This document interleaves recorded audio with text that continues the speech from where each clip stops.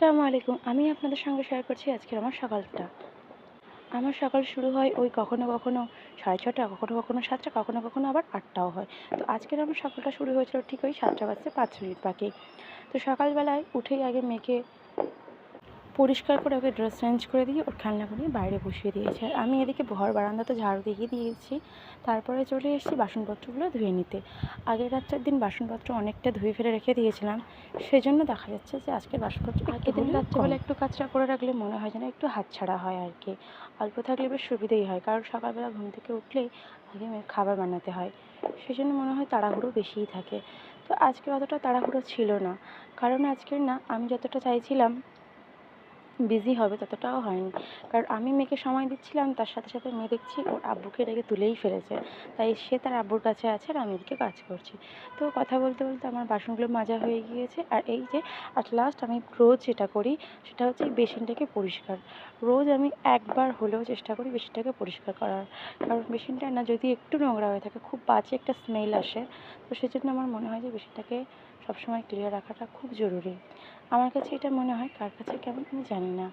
তারপরে চলে এসেছি খাবার বানাতে, কারণ আমার প্রত্যেকদিনের রুটিন হয় ঘরটা পরিষ্কার করার সাথে সাথেই আমার এই খাবারটা বানাতেই হবে। আমি যত তাড়াতাড়ি মেয়েকে খাইয়ে দেবো ও তত তাড়াতাড়ি একটু হয়তো ঘুমাতে যাবে। যদিও এখন দেখা যায় যে ও ঘুমাতে খুব কম যায়, কারণ যত বড় হচ্ছে ওর চোখে ঘুমটা খুবই কম। সকালে ওঠে তো একদমই মিড মর্নিং যেটা হয় সেটাতে ও ঘুমাতেই চায় না। একবারে গিয়ে সেই হয়তো বিকাল 3টে, সরি বিকাল বলা যায় না, ওটা দুপুরই বলা হয়।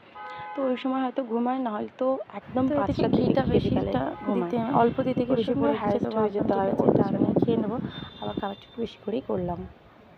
আপনারা কারা ইন্ডাকশান ব্যবহার করছেন অবশ্যই জানাবেন। আমার তো এখন ইন্ডাকশান ব্যবহার করতে হচ্ছে, বাট আমার এখন ভালোই লাগছে ইন্ডাকশান ব্যবহার করতে। কোনো একটা জোর ঝামেলা হচ্ছে না। অনেকের অসুবিধা হয়, কিন্তু আমি দেখছি আমার কোনো অসুবিধা হচ্ছে না। এদিকে মেয়ে খাবারটা ঠান্ডা করতে দিলাম, ওদিকে দেখছি দুই বাপ বেটি মিলে বেশ আনন্দে খেলা করছে।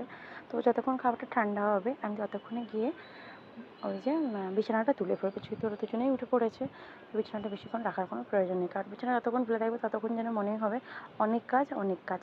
তাই ঝটপট করে বিছানাটা তুলেই ফেলি। আমায়রা ওর আব্বুর কাছে বেশিক্ষণ থাকবে না, একটু পরে পরেই আমার কাছেই চলে আসবে। আর বলতে বলতে সেটাই হয়েছে, আমি বিছানা গুছাচ্ছি আর মেয়ে আমার আসবে না, এটা হয় না। এসে কত সুন্দর করে আদর করে একটা ডাকবে, এটাই শুনে মনে হয় যে সব কাজ দূরে যাক, মেয়ের কাছেই বসে থাকি। কিন্তু এই সত্যি এই বসে থাকতে থাকতে আমার যে তবে ওর কাছে বসে থাকাটা একটা ভালো লাগে, ওর মা ওর কাছে থাকাটা, ওর মার সঙ্গে কথা বলা, ওর মার সঙ্গে খেলা, এটা ও ভালো ফিল করে আর কি। এই যে চলে এসছে বকবকে বুড়ি, সারাক্ষণ একটু একটু করে বকবক করবে। এতক্ষণ ওর আব্বুর সঙ্গে